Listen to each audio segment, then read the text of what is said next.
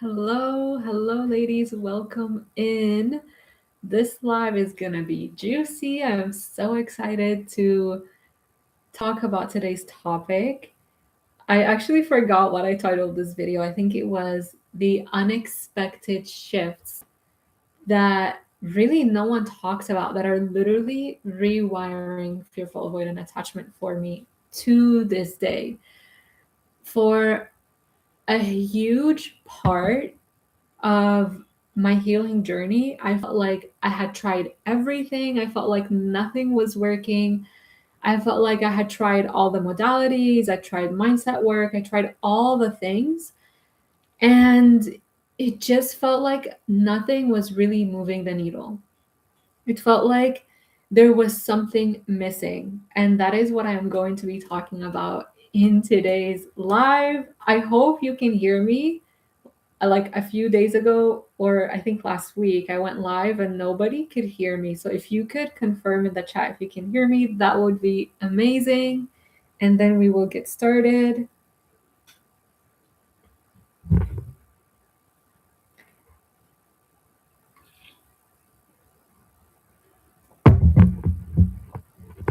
So the first point that I have is that has helped me. The first thing that has helped me, so many things have helped me. It really all just compounds together and it adds on top of each other.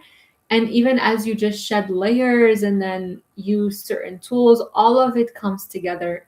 So it's never, for me, it's never been just one thing. But one of the biggest things that helped me was healing my relationship to my intuition and healing my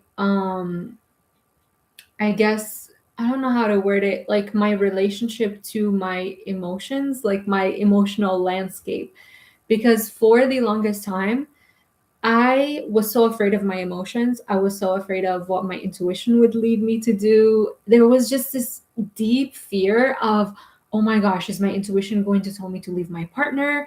Is it going to tell me to do something I don't want to do? There was just this deep seated fear of my intuition and of my emotions. I was afraid of feeling love. I was afraid of feeling the connection. I was afraid of feeling the intimacy. And so much of this I've been able to heal slowly because I was still so afraid of my intuition in the beginning and of my emotions. And what has helped me heal this is building self trust with myself and building a relationship with my body and learning what my intuition actually sounded like versus what fear sounds like. So I feel like intuition, we often confuse, or at least for me, I was confusing my intuition with anxiety, with fear, where I would start to feel really anxious about the relationship. I would start to pull away. It was like a lot of this confusion and these intense emotions. And I was like, oh my gosh, my intuition is telling me to leave. Oh my gosh, am I going to have to stay in this relationship long term? What if it's not the right person? What if it's not like the one? That's like what I kept hearing. Like, what if this is not the one? What if you're wasting their time? What if you're leading them on? And it was like, should I follow my intuition or do I just stay? And I realize now with like 2020 vision in hindsight, now looking back at it, that was anxiety and fear. That was actually not my intuition. That was the anxiety and fear that came up when the connection would come up and I would be like, oh, no, my gosh, no. Like, this is so scary because of all the associations that we talk about on this channel to love, the associations to intimacy, the negative associations that we've built up from our childhood to love and intimacy, where we got punished, we had to walk around on eggshells, we had to be perfect, we had to prove, we had to earn. All of these things, like all of these things are kind of coupled together with love. And when that's coupled with love and with connection and with intimacy, when it starts to happen and you're starting to get close with your partner, you're like, I'm just gonna reel it back a little. I'm gonna pull back over here and I'm gonna go in this corner. and then we start to have anxiety. A lot of the energy, the trapped emotions that I talk about a lot on this channel, those things now start to kind of get rattled. They start to come up and they start to be triggered. And now all of a sudden you're questioning the entire relationship. You're questioning the other person. You're starting to find flaws in them. You're starting to think about like really going deep into like the future and starting to question everything about the relationship, and then starting to ask questions like, oh, do we have the same hobbies? Do we have the same interests? Do we listen to the same music? And it's all surface level stuff. And it's all ways that your mind is just trying to protect you. And so, like, realizing this divide, or not divide, but realizing this, I guess, difference between intuition and fear. And an amazing, amazing book that I read about this that has really helped me was called A Return to Love by Marianne Williamson. Because I realized that I was living so much of my life in fear. I craved connection so much. I craved love so much in my relationship. And yet I was so afraid of it. I was so afraid of getting close to someone, letting them see me, being vulnerable, sharing certain parts of myself that I'm like, let's just keep this hidden. Let's keep this. This is what shadow work is. Let's keep this in the shadows. Let me not let anyone see this because this is a little ugly over here. That's what I was thinking. And developing this relationship with my intuition happened over time. But the first step was dividing and realizing that intuition is not loud.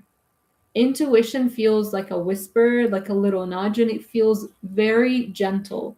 Whereas anxiety and fear feel very loud and they're constantly repeating, they're constantly kind of bombarding you.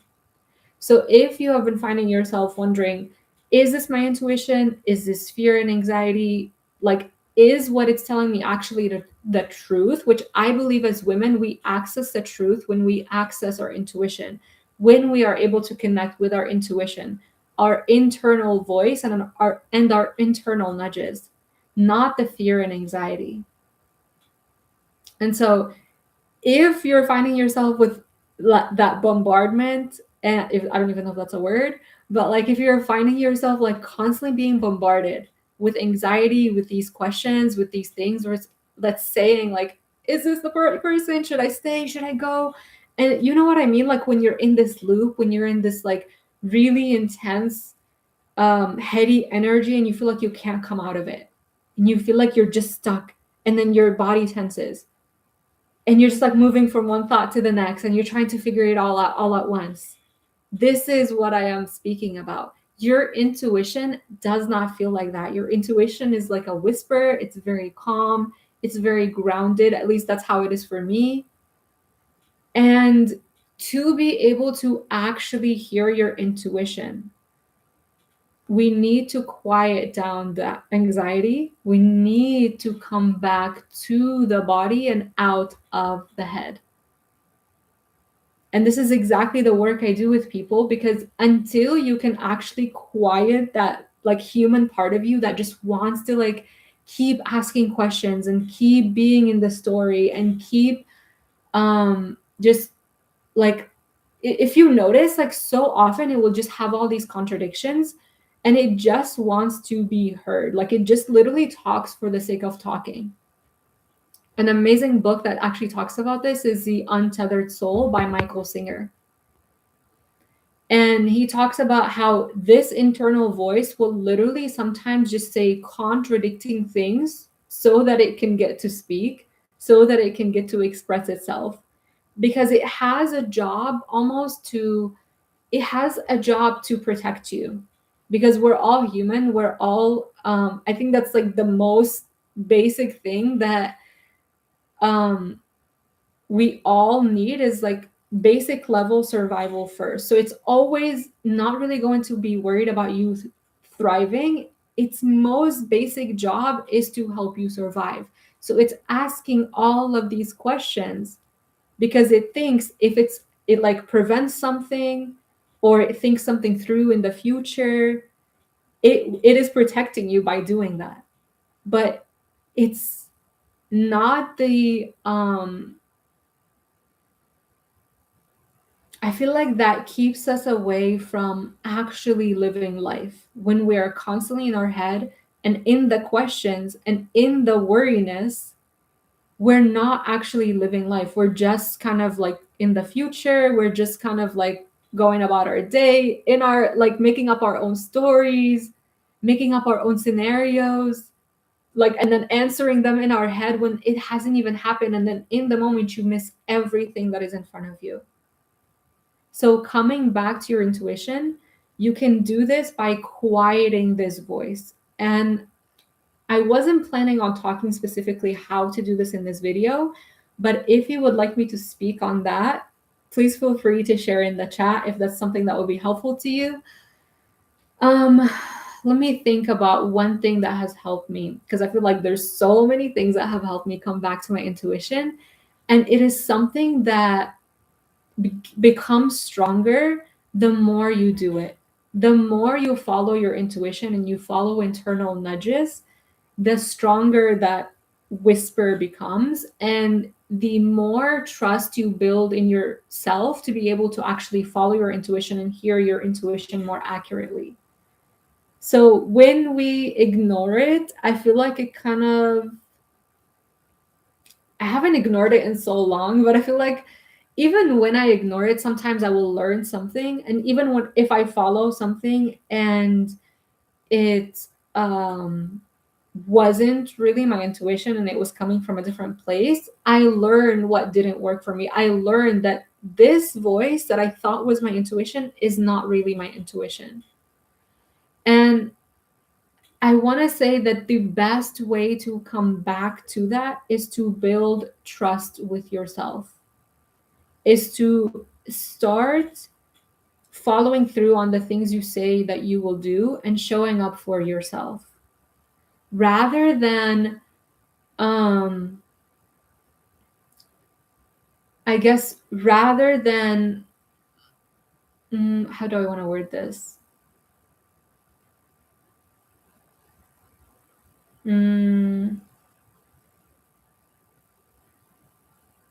Okay, the words are not coming to my mind right now, but I want to say that rather than focusing so much on the looping thoughts and the things that keep repeating in your head, I want you to start coming back to your body. And oftentimes this can be scary, especially if you have experienced trauma, especially if you have experienced a lot of wounds and a lot of things that can be scary in life or can be overwhelming or can be intense.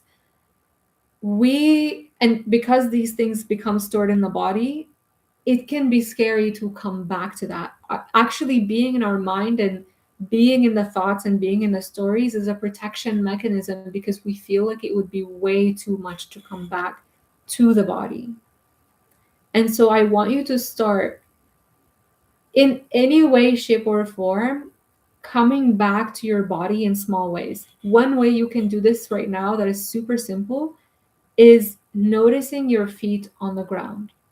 Noticing where your feet touch the ground, noticing any textures, noticing any temperatures, sensations.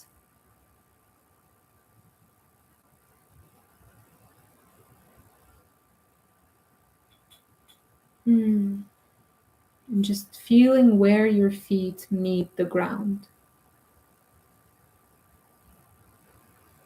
And this is just one simple way to bring yourself back to the body. And the more you continue to do that, along with when you say you're going to do something, you show up and do it, that builds self-trust. And as you build trust with yourself, you learn to follow your intuition slowly. This was really scary for me in the beginning, but learning to do it in small ways. When you say, I'm going to show up and work out, or I'm going to show up and do this thing, I'm going to show up and go live on YouTube, that you do show up and do it. that when you feel an internal nudge, like ask yourself, can I allow myself to follow through on this? Can I allow myself to explore this?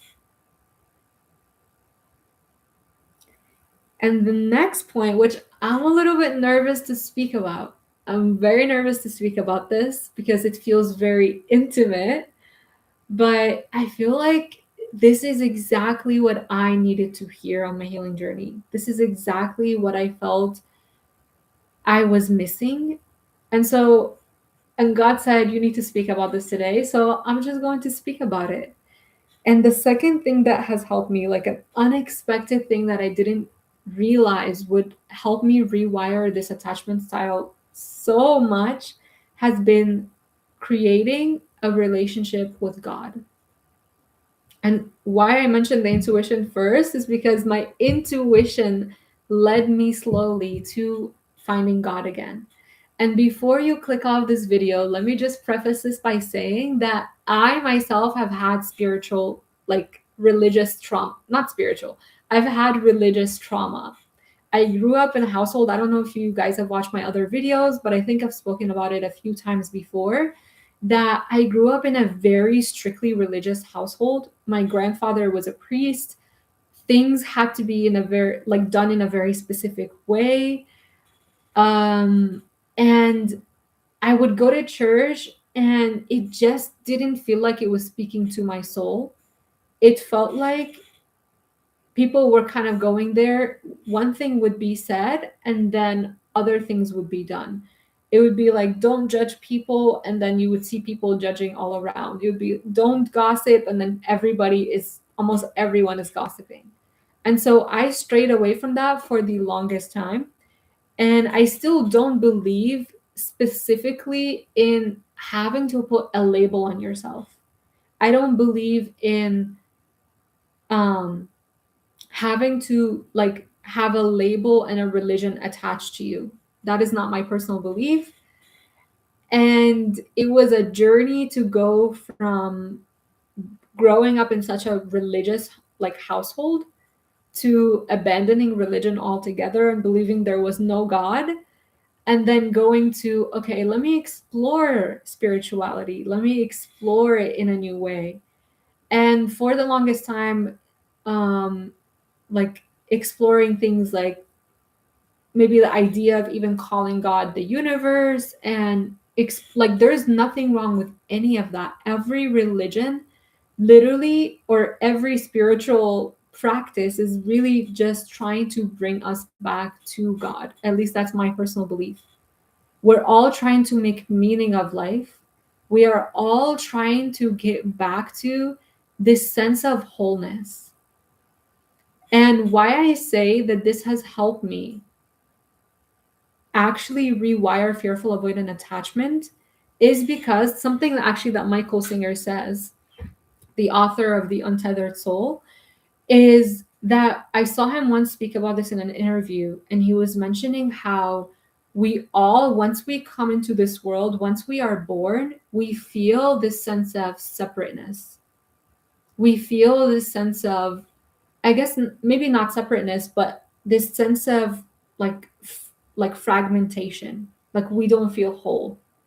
And wouldn't it make sense that we don't feel whole because we literally got separated from source, we got separated from God, which is the ultimate wholeness. And now, for in order for us to literally make meaning of life and to feel whole again, it's a way for us to kind of, and I'm expressing all of this out loud for the first time, so bear with me as I like kind of break this down with you.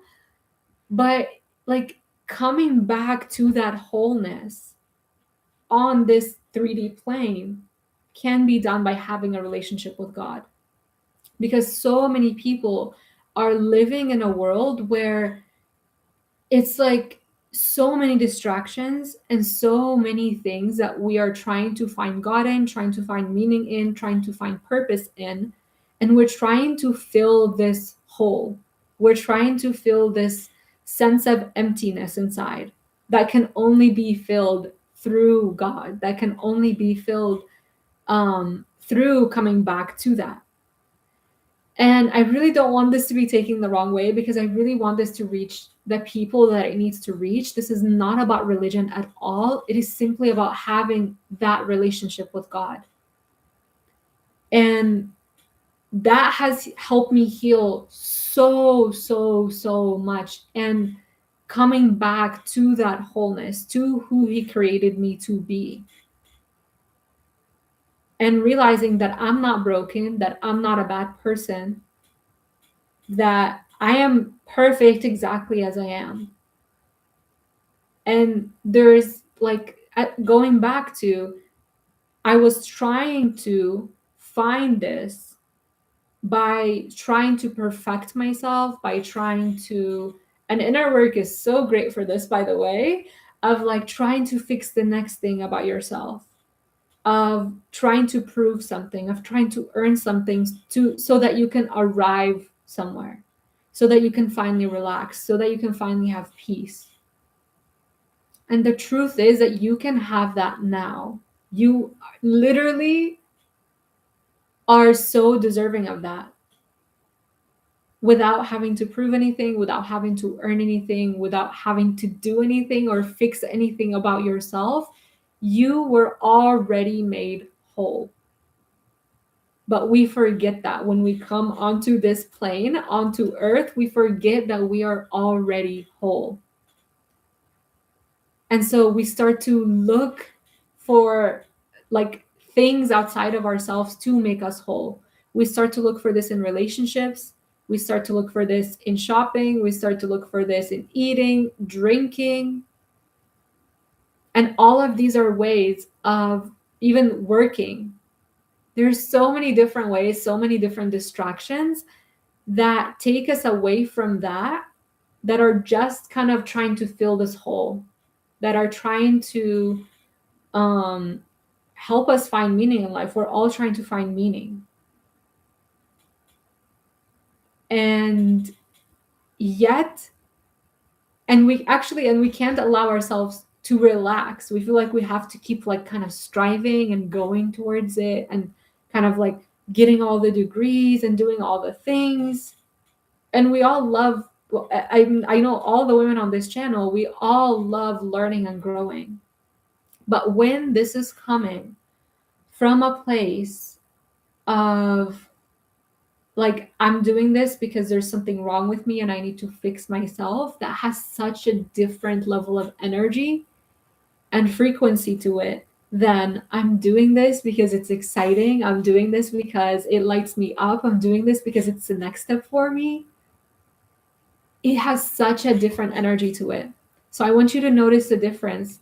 And a book, again, that has helped me come back to this. It's really simply just about choosing. Is it like in every moment, I want you to ask yourself, am I choosing fear or am I choosing love? So like it's in the name, right? Fearful avoidant, because we're so afraid to let love in. We're so afraid of connection because of all the associations that we have with it. And learning to actually allow love in again, allow myself to be unconditionally loved, knowing that I'm already unconditionally loved, that has helped heal me so much and helped me come back into the state of wholeness, knowing that I'm already whole, that I don't have to keep earning, I don't have to keep striving. There's nothing wrong with me. I'm already whole and I'm loved exactly as I am, with all the shadows, all the ugly parts, whatever it is, all of it is welcome. And if you guys want me to make a deeper video about this, about how I created this relationship with God, rather than just kind of like, it took me so long because I had really deep religious trauma. I just avoided it for the longest time. I stayed away from it. And it has been a journey. It has been a journey. I'll just leave it at that.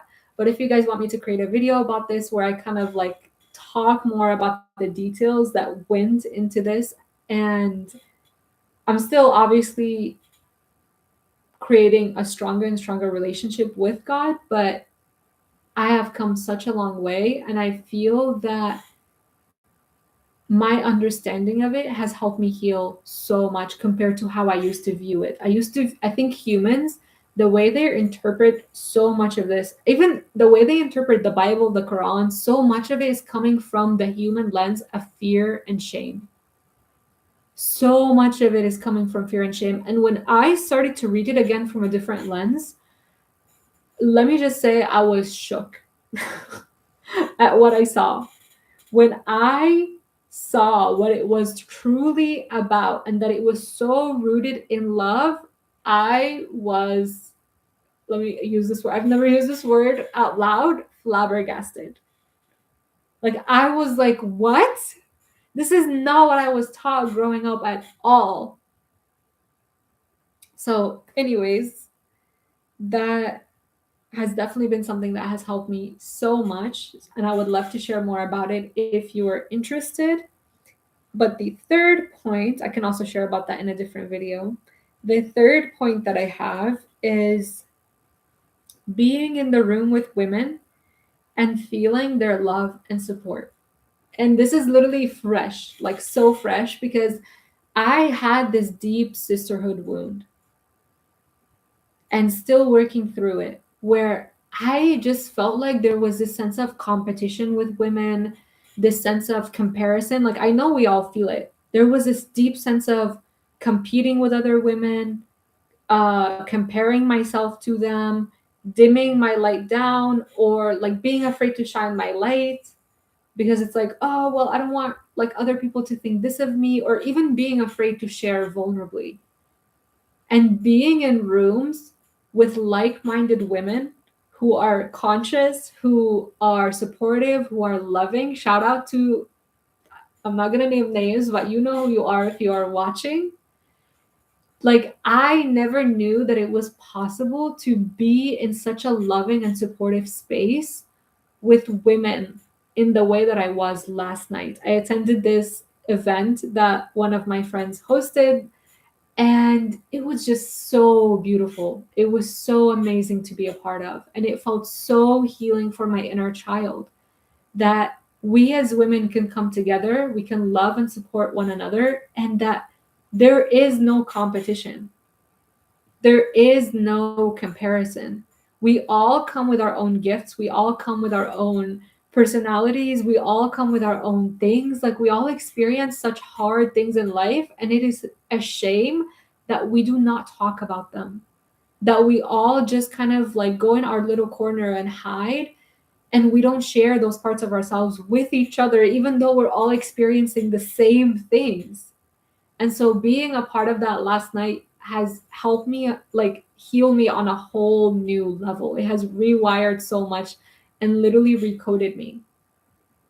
And if you feel like I don't have people like that around me, I don't have safe people, I don't have someone I can trust, I want you to find communities. You're always welcome here. This is exactly the space that I want to cultivate in my community. You are always welcome here. You're always welcome to engage in the comments. And I want you ladies to be encouraging to each other and to uplift each other. And that is my entire goal within this community and with any other community that I enter. Because we all need so much more of that. So many people out there are trying to tear each other down.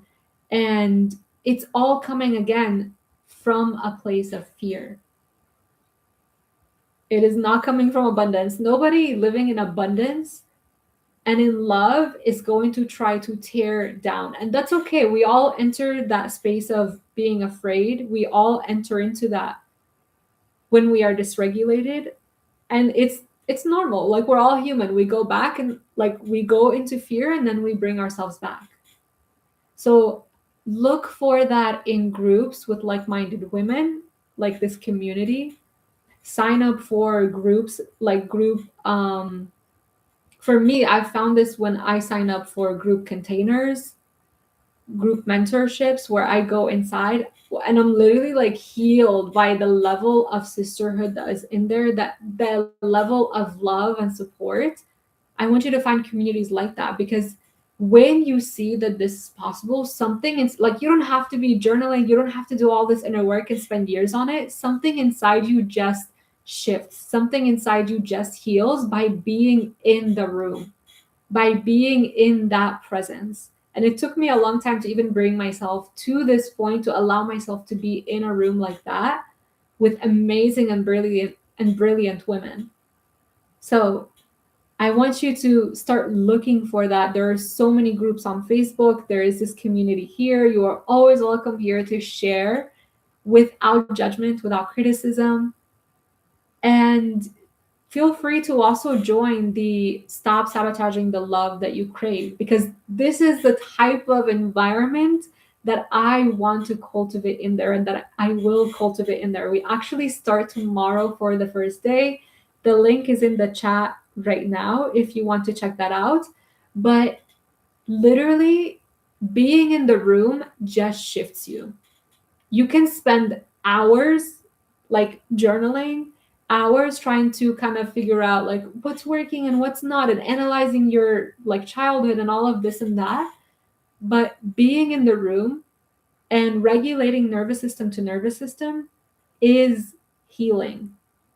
Doing this in relationship to one another is healing, because remember that this wound started in relationship. This wound started in a family unit.